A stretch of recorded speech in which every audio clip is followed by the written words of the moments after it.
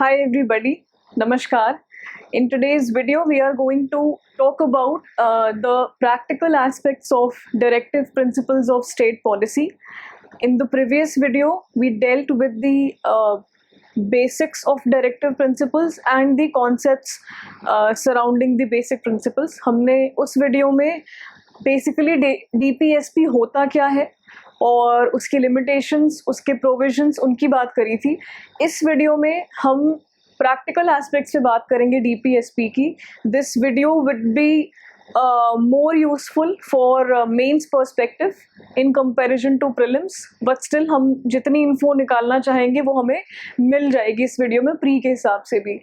तो basically in this video we are going to deal with the cases surrounding the practical aspects. By practical aspects I mean those aspects of DPSP which has been not yet implemented with a very greater force or which has been in the news so far, right? So let's start, let's begin, and let's see which are those aspects, and also the duties of executive, the duty of administrators so far for implementing the DPSPs. ठीक है, तो कहाँ किन states में क्या कमी है, किन स्टेट्स में कौन से प्रोविजंस अप्लाई हो गए हैं, कौन से प्रोविजंस नहीं हुए हैं. And to be more specific we'll be talking about the ban on cow slaughter. We'll be talking about the intoxication and liquor ban, and also the agriculture and husbandry part. So let's see and proceed towards the video. तो शुरू ऐसे करेंगे कि जो spirit of the constitution है, जो कि doctor Ambedkar ने बहुत elaborate तरीके से बताया था कि while implementing DPSPs, what would be the role and responsibilities of the state, of the executive so far, and how are they supposed to implement their roles and implement these provisions in the society. ठीक है, तो let's have a look. Honorable Dr. B.R. Ambedkar mentioned that whoever captures power will not be free to do what he likes with it. In the exercise of it, he will have to respect these instruments of instructions. What are the instrument of instructions? These are the directive principles. We have seen in the last video itself. Instrument of instructions are your DPSPs. So these instrument of instructions which are called directive principles, he cannot ignore them. He may not have to answer for their breach in a court of law, but he will certainly have to answer for them before the electorate at the time of election. We have in the previous video seen that since DPSPs are not enforceable, so nobody is going to be you are not supposed to justify your action of breach, but you have to answer at the time of election. We have already seen this portion in the previous video. ठीक है, so this was the basically spirit of constitution which he talked about. So wherever there is a grant of power in general terms for peace, order and good government, it is necessary that it should be accompanied by instructions regulating its exercise, right? So what are the practical aspects we are going to talk about? Article 40, which is your village panchayat. Article 47, intoxicating drinks. Article 48, prohibiting the slaughter. So in general, the impact of these aspects on grassroots level is not very much satisfactorily. ठीक है, बहुत satisfied तरीके से इन provisions का जो impact है grassroot level पे, that is not satisfactory. ठीक है, तो let's see one by one कहाँ क्या इशू है, कहाँ क्या कमी है और किसके एंड से प्रॉब्लम है, एग्जीक्यूटिव एडमिनिस्ट्रेटर कहाँ पे, what can be done, what can be the way out. So firstly let's talk about the executive empathy for DPSP. देखिए एम्पैथी का मतलब क्या है. एम्पैथी इज अ टर्म जो कि GS4 एथिक्स पेपर में भी सिलेबस में है. You have to very well define that जब भी एम्पैथी के ऊपर सवाल आएगा.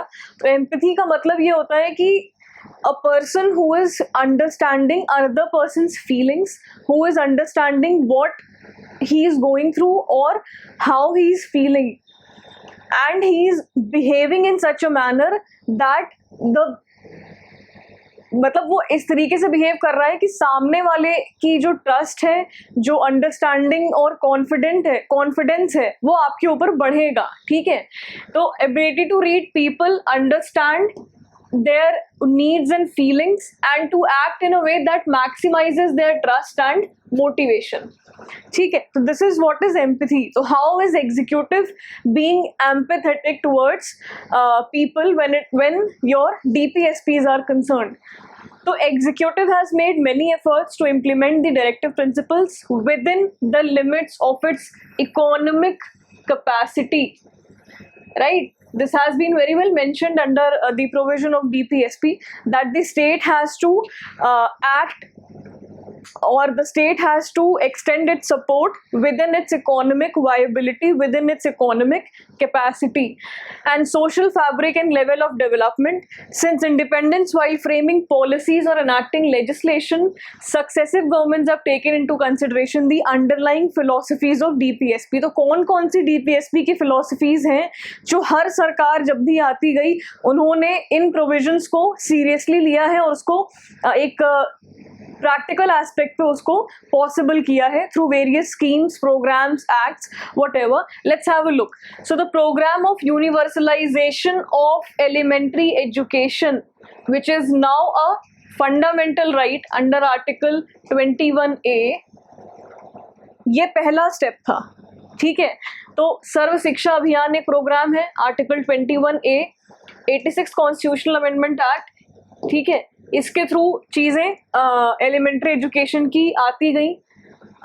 फिर सोशल ऑर्डर की अगर हम बात करें तो reservation policy for weaker sections of society, various education initiatives have been taken.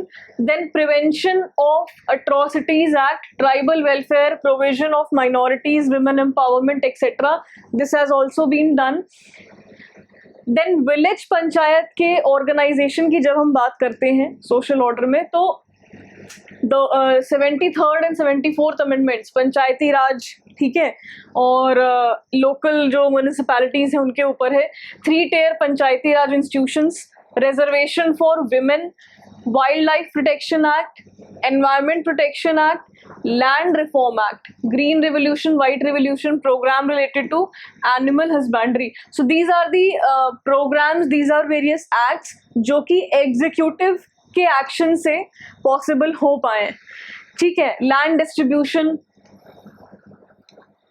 among poor and weaker section of society under community development program. Then your abolition of zamindari system, equal remuneration act, provide for equal pay for equal work for both men and women, various employment schemes for rural poor, then minimum wages act, consumer protection act and trade union acts. So these are the examples जो हम देख सकते हैं कि executive के जो actions रहे हैं. ठीक है. So how has been the implementation of DPSPs in 21st century so far? कैसे कैसे अभी तक इम्प्लीमेंटेशन DPSP का रहा है टिल 21st सेंचुरी. अभी आज के समय की बात करें तो how it has been, let's have a look. तो it has been a citizen centric governance. ठीक है. there's a scheme, there's a program going, Swachh Bharat Abhiyan. Then e-governance programs, very important point. E-governance programs, financial inclusion, Jan Dhan Yojana, different type of insurances, different types of subsidies, etc. Right to Information Act 2005. Then Nirbhaya Act 2013, Criminal Law Amendment Act 2013, which was the need of the hour, right? Then NRHM, National Rural Health Mission. Then Jawaharlal Nehru National Urban Renewal Mission. So these are the implementation which has taken place in 21st century, which was the need of the hour related to your DPSP. So role of executive is still very important in present time because the challenges, ठीक है, depending upon the time, depending upon the situation, the challenges are yet to be overcome, the challenges are yet to be tackled. इसलिए भी आज भी और in future to executive का role is very much important. ठीक है, for example कहाँ कहाँ socio economic disparities, your regional imbalances, ये अभी भी हैं. तो यहाँ पे इन एस्पेक्ट्स पे अभी एग्जीक्यूटिव की जो एम्पैथी है, एग्जीक्यूटिव का जो रोल है, वो काफ़ी ज़्यादा इम्पॉर्टेंट है. ठीक है, now let's talk about the role of administrators when it comes to implementation of directive principles. So policies and programs are in place, welfare policies are not adequately monitored and implemented, hence need of the hour is better focused targeting, ठीक है, time bound approach, community based implementation, technology driven implementation and monitoring, right? So it requires more socio-economic engineering. See, administrator का role अगर if we know and we already know कि administrator का जो role होता है वो बहुत grass root level का role होता है. ठीक है, बहुत ग्रास रूट लेवल का रोल होता है, वो बिल्कुल ग्राउंड लेवल का रोल होता है. And they have to, what is the need of the hour? Need of the hour is various schemes and programs which are not being implemented in very proper approach, in a very proper manner. It has to be in which it has to be implemented. तो वहाँ पे things are to be done very seriously. Things are to be done for elimination of such socio-economic crisis, right? तो basically यहाँ पे जो एक socio economic engineering की ज़रूरत है वो बहुत. So now let's talk about the judicial cases surrounding your DPSPs. ठीक है, तो कौन कौन से केसेस हैं ऐसे एसोसिएटेड जो कि प्रैक्टिकल एस्पेक्ट से भी लिंक करेंगे. ठीक है, तो let's have a look the important cases जिनके थ्रू लॉज भी आए या कुछ लॉज ऐसे थे जो काफ़ी ज़्यादा हाईलाइटेड रहे हैं. Let's have a look. So first is your Kesavananda Bharati case, very important case as we all know. We'll have a look. Another is Minerva Mills का case. Then Lingappa Pochanna versus State of Maharashtra का case. Then Mohini Jain versus State of Karnataka. Mohammad Hanif Qureshi versus State of Bihar. And the Kerala Education Bill. Let's have a look on the Keswanand Bharti case पहले. तो basically देखिए, ये cases दो तीन aspect पे बात करेंगे. पहला एस्पेक्ट ये है कि क्या फंडामेंटल राइट या DPSP के बीच में अगर कभी क्लैश होता है तो हमें किसको ज़्यादा इम्पोर्टेंस देनी चाहिए. So this is the major point on which 2 और 3 केसेस जो अभी हमने देखा वो डील करेंगे. Another aspect is your cow slaughter, उस पर जो केस हुआ है उसकी बात करेंगे. तो बेसिकली हमें ये जानना है कि if there is a clash in between DPSP and fundamental rights, which one has to be considered more important. ठीक है, which one has to be considered of more weightage. So let's have a look. If any distinction between what has the court said in the Keswanand Bharti case, if any distinction between fundamental right and DPSPs on the basis of a difference between ends or means were really to be attempted, it would be more proper, in my opinion, to view fundamental right as the ends of the endeavors of Indian people for which the directive principles provided the guidelines. ठीक है, so this clearly means if there is any sort of distinction to be made in between fundamental right and DPSPs, the fundamental right has to prevail over DPSPs, as the DPSPs, the directive principles, are guidelines only, right? Perhaps the best way of describing the relationship between fundamental rights of individual citizen which imposed corresponding obligations upon the state and the directive principles would be to look upon directive principles as laying down the path of countries' progress towards the allied objectives and aims stated in preamble with fundamental right as limits of that path. Right? So basically, the court is trying to say कि since the DPSPs draw their inspirations from preamble, ठीक है, and the fundamental rights are talking about the individual rights. They are talking about the rights and sacred rights of the individual, of the citizens. So this is why fundamental rights would prevail over the DPSPs. ठीक है, which could be mended or amended by displacements, replacements, curtailments or enlargements of any part according to the path. In other words, the requirements of the path itself were more important. Right? So ये बिल्कुल verbatim जो Keshavananda Bharti case में court ने कहा है, we have read that. Another case is Minerva Mills versus Union of India का case. So यहाँ पे इस केस में कॉन्स्टिट्यूशन ने इस केस में कोर्ट ने क्या कहा, the Indian constitution is founded on the bed rock of the balance between part 3 and part 4. Part 3 is your fundamental right, part 4 is your DPSPs, right? So to give absolute primacy to one over the other is to disturb the harmony of the constitution.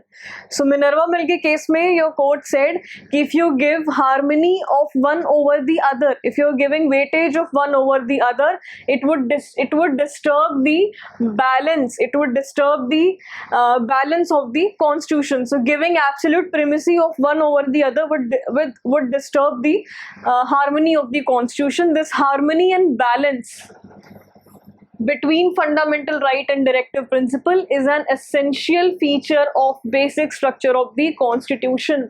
तो Minerva mills के case में court ने clearly ये कहा कि if there is no balance maintained in between fundamental rights in your DPSP, then the basic feature, the basic and salient feature of the constitution would be disturbed.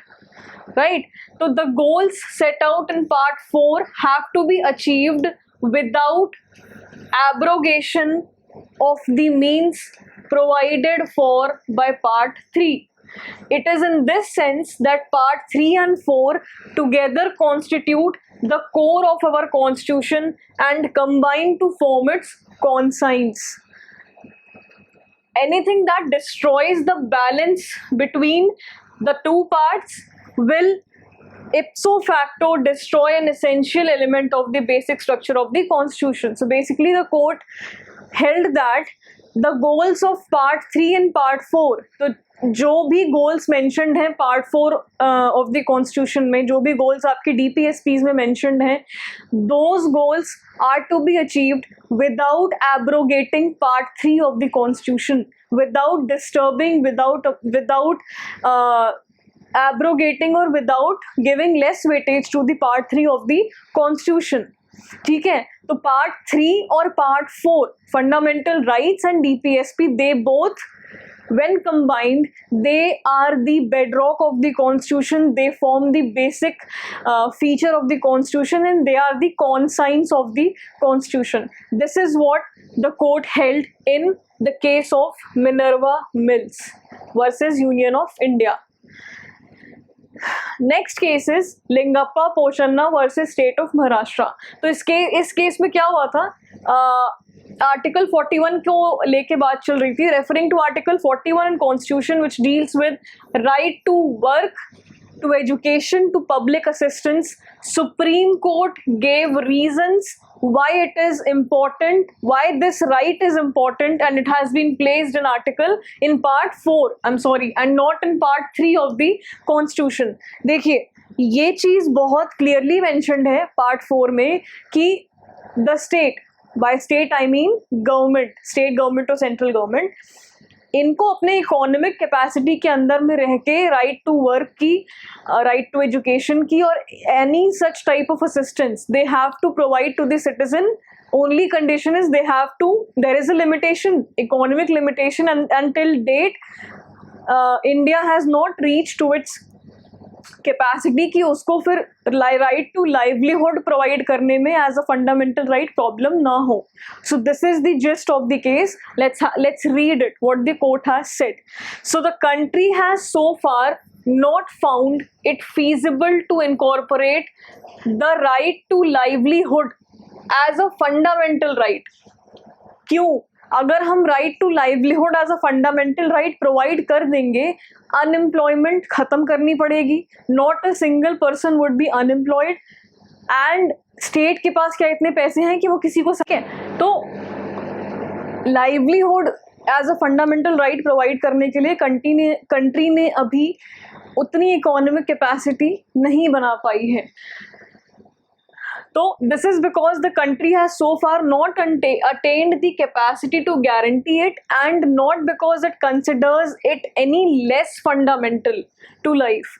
Advisedly, therefore, it has been placed in chapter of DPSPs, Article 41, which enjoins upon the state to make effective provision for securing the same within limits of its economic capacity and development. ठीक है. Another case is Mohini Jain versus State of Karnataka. In this case, Supreme Court was called upon to deal with the question to right to education under Article 41. ठीक है. And once again, the court emphasized the importance of DPSP by holding that the right to education is concomitant to fundamental right and made the following observations. तो क्या कहा? Let's have a look. Directive principles which are fundamental in the governance of country can't be isolated from fundamental rights guaranteed under Part 3. ठीक है. These principles have to be sent into fundamental rights. Both are supplementary to each other. The state is under a constitutional mandate to each other. The state is under constitutional mandate to create conditions in which fundamental rights guaranteed to individuals under Part 3 could be enjoyed by everybody. Without making right to education under Article 41 of the Constitution a reality, fundamental right under Chapter 3 shall remain beyond the reach of large majority which is illiterate. ठीक है. तो fundamental right guaranteed under part 3 of the constitution of India, including the right to freedom of speech and expression and other rights under article 19 can't be appreciated and fully enjoyed unless a citizen is educated and is conscious of his individualistic dignity. इसका मतलब है जो right to education under article 41 जो कि mentioned है directive principles में, that can't be possible if your fundamental right is not guaranteed. तो basically the court is saying कि यहाँ पे पार्ट 3 और part 4 is supplementing to each other. ठीक है. यहाँ पे कोई ऊपर नीचे नहीं है, एक गाइडलाइन है, एक राइट है, but these two are supplementing each other, right.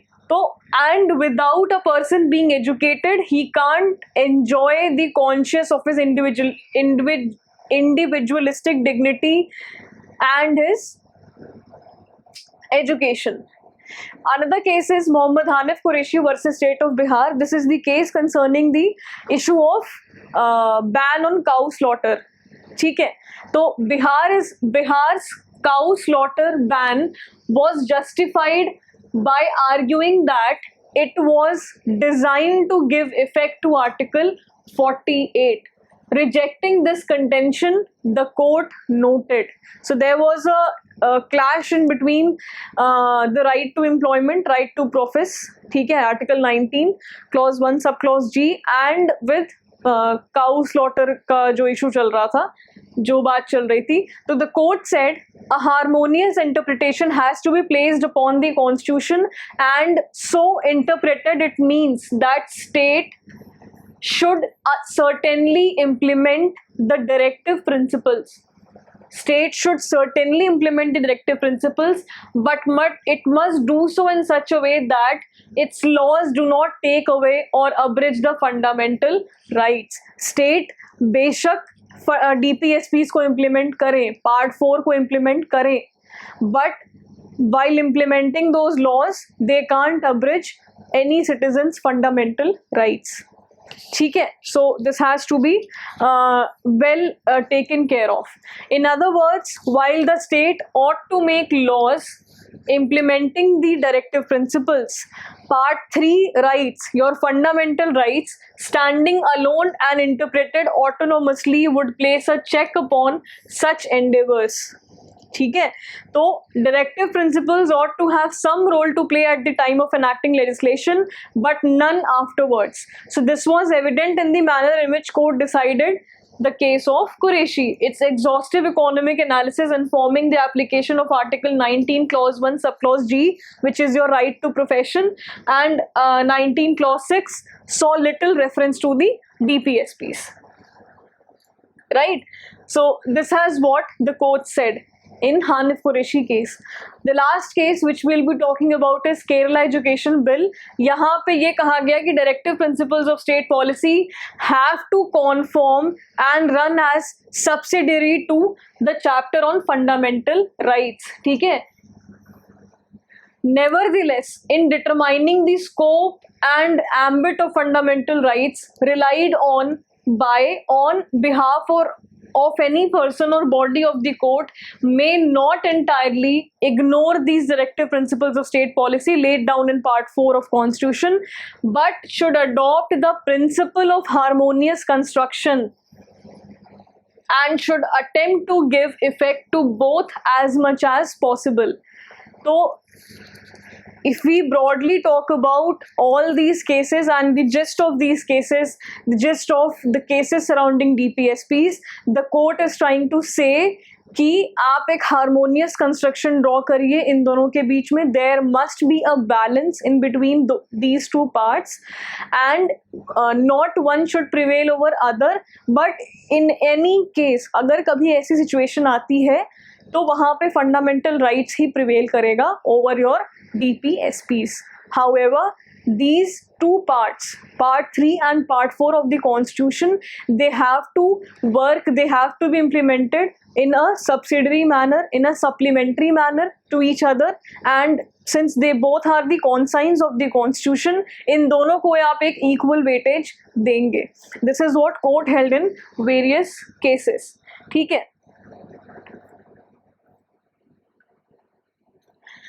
Now let's talk about the state's introspection on DPSP. तो state कैसे introspect कर रहा है DPSP पे, let's talk about that. तो पहले समझ लेते हैं state introspection का मतलब क्या है. State का मतलब, as I have been telling you this बार बार, कि center through parliament and state through respective state legislatures except JNK. ठीक है, तो centre through parliament and respective state legislatures through except JNK. तो मीनिंग ऑफ इंट्रोस्पेक्शन मतलब examination of one's own conscious thoughts and feelings. This is what introspection is meant here. So how has been the progress on implementation of DPSPs so far? कैसे कैसे implementation पे progress रही है अभी तक? Let's have a look. तो Article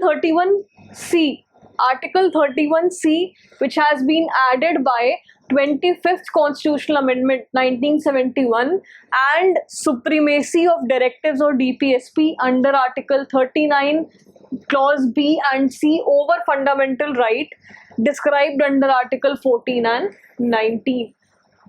ठीक है. Next point is Article 21A, which is your right to elementary education. The state seeks to provide free and compulsory education to all children between 6 to 14 years. Then Panchayati Raj का implementation, self governance 73rd and 74th amendment act से आया था. Social, labour and economic legislations besides industrial, agriculture and taxation policies, right. Then employees state insurance act, workman compensation act, minimum wages act, mines act and rules, maternity benefit act of 1961, payment of gratuity act 1971, CMPFs, PFs, etc. Right. Then MG NREGA, mid day meal scheme, ICDS, SABLA etcetera, ये सारे programmes, ये सारे implementations हुए हैं अलग अलग provisions के थ्रू. All India handloom board, small scale industry board, silk board, coir board etcetera for promotion of cottage industries, national small industries corporation, KVIC, ये सारी चीज़ें भी इम्प्लीमेंट की गई हैं. Now let's talk about the challenges and needs for the introspection. तो क्या क्या चैलेंजेस है और क्या नीड है, लेट्स टॉक अबाउट दैट. तो ambiguous and special position of DPSP with respect to fundamental right. तो ये बड़ी एम्बिग्विटी क्रिएटेड है अभी भी, सिंस ऐसे तो कई केसेस में ये बिल्कुल क्लियर किया गया है, but still it's very ambiguous to actually where to position the DPSP with respect to fundamental rights. Then numerous litigations in matters of land reforms, property rights, then multicultural, ethnocentric, plural society like India, यहाँ पे बड़ी problem हो रही है, challenges हैं यहाँ पे implement करने के लिए. अम्ब्रेला अप्रोच काम नहीं करेगा, ये हमने पहले वीडियो में देखा था.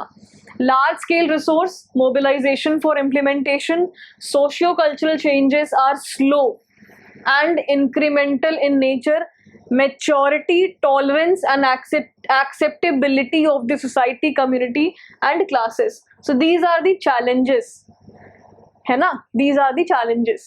तो क्यों इंट्रोस्पेक्ट करना ज़रूरी है?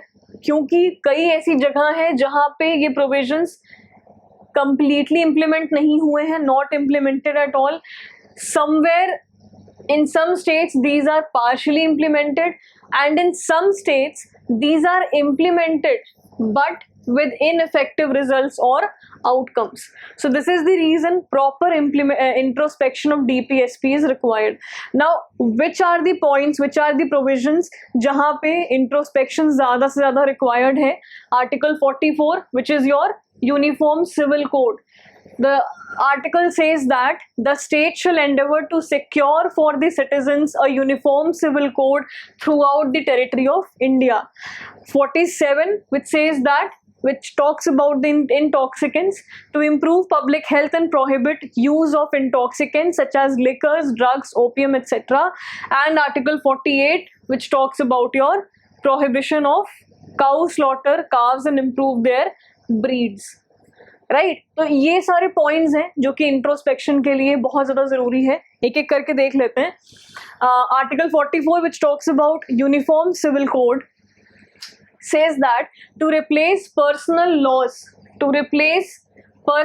laws based on scriptures and customs of each major religious community in the country, covers marriage, divorce, inheritance, adoption, maintenance, property and succession rights.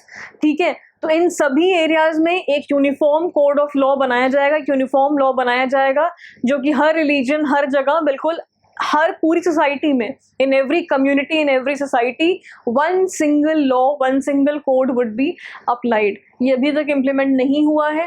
First case is Shah Bano का केस, then another case is Goa common family law. Then in 1955-56, Hindu Marriage Act, Succession Act, Minority and Guardianship Act, Adoptions and Maintenance Act, Shariat Act of 1937, Indian Christian Marriage Act of 1872, Special Marriage Act, which is outside the realm of any specific religious personal law.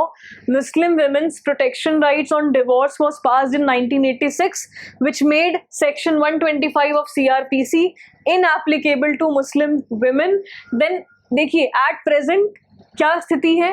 The situation is Hindu, Sikhs, Jains and Buddhists come under Hindu law, whereas Muslims and Christians have their own law.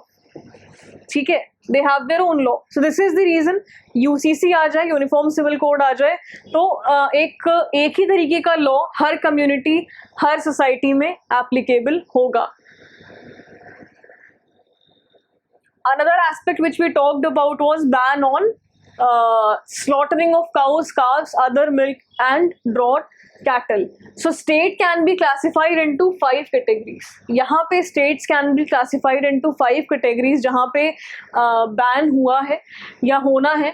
तो पहला है north eastern states with no restrictions on cattle slaughter, ठीक है, with no restrictions on cattle slaughter. Then another is because one example which is coming into my mind is there's a very famous temple in Guwahati, Assam, Kamakhya temple. वहाँ पे the goat and the head of the buffalo, तो उसकी बलि दी जाती है, right? So these are the cattle, these are the milch cattle. तो यहाँ पे कोई रेस्ट्रिक्शन है नहीं एज, तो वहाँ पे भी दी जाती है. Kerala with no law but caveat. Tamil Nadu, West Bengal and Assam which allow the slaughter of cattle with a certificate, ठीक है. Andhra Pradesh, Telangana, Bihar, Goa and Orissa which ban cow slaughter but allow the slaughter of other cattle with a certificate. And the rest of India which bans the slaughter of all the cattle, ठीक है. तो जो states 5 तरीके से classified हैं, किन स्टेट्स में किस तरीके की स्लॉटरिंग अलाउड है, कहाँ कंप्लीटली रेस्ट्रिक्टेड है, वी हैव सीन दिस, ठीक है.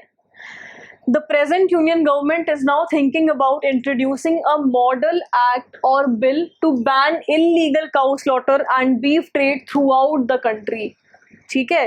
Model cow slaughter prohibition bill 2014.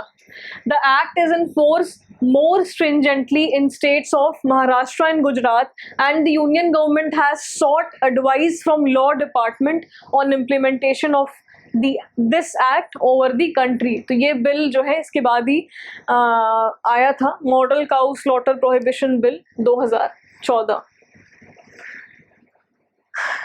Another aspect which we had to talk about was ban on liquor, cigarette, intoxicants and drugs, ठीक है. तो liquor prohibition ban in Nagaland, कहाँ कहाँ ban है liquor prohibition? Nagaland, parts of Manipur in 2002 partly lifted, यहाँ पे prohibition lift हो गया था partly. Lakshadweep, Gujarat, Bombay prohibition act since 1949, तो लक्षद्वीप और गुजरात में तो बैन है. Andhra Pradesh, Haryana, Mizoram and Tamil Nadu have previously enforced but later repealed prohibition. तो पहले आंध्र प्रदेश, हरियाणा, मिजोरम, तमिलनाडु में prohibition enforced था, but later they lifted their prohibition.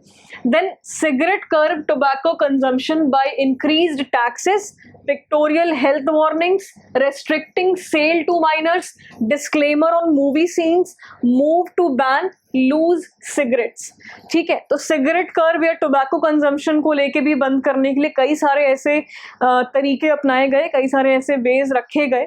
तो supreme court of India in Murli S Deora versus union of India and others on 2nd November 2001 held that in the absence of statutory provisions at that time prohibited smoking in public places. तो वहाँ पे जब statutory provisions नहीं होते थे तो prohibited public smoking, ठीक है.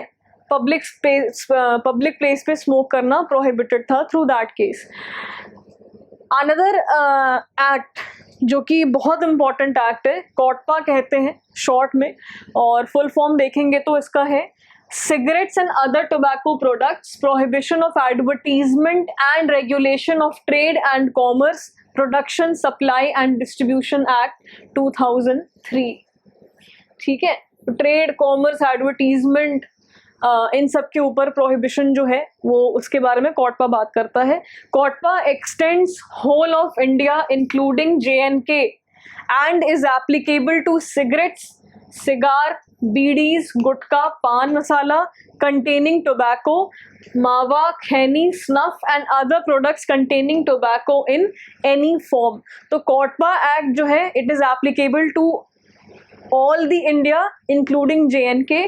ई-सिगरेट का क्या हुआ? ई-सिगरेट कहाँ कहाँ बंद हो गई?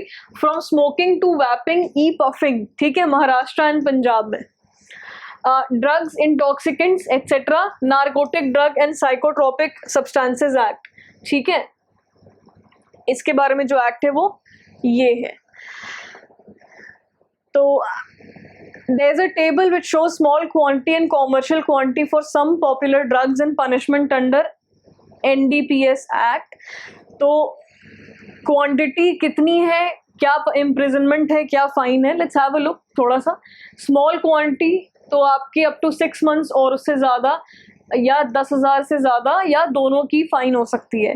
Laser than commercial quantity but greater than small quantity, up to 10 years of imprisonment and up to 1 lakh fine. Commercial quantity 10 to 20 years of imprisonment, 1 to 2 lakh of fine.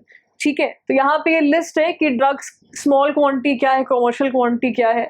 तो amphetamine 2 ग्राम की small quantity मानी जाएगी, 50 ग्राम की commercial quantity मानी जाएगी। चरस 100 ग्राम की 100 grams की स्मॉल क्वांटिटी मानी जाएगी, 1 kg की कॉमर्शियल क्वांटिटी मानी जाएगी। Cocaine 2 grams of small quantity, 100 grams of this. Ganja 1 kilogram of small quantity, 20 kilograms of commercial quantity. Heroin 5 grams of small quantity, 250 grams of commercial quantity. Then LSD 2 milligrams, 2 milligrams is of small quantity and 100 milligrams is of commercial quantity. Methadone 2 grams of small quantity, 50 grams of commercial quantity. Morphine 5 grams of small quantity, commercial quantity is of 250 grams. Opium is 25 grams of small quantity and 2.5 kg of commercial quantity. ठीक है, तो ये सब भी ध्यान में रखिए, ज़रूरी होता है।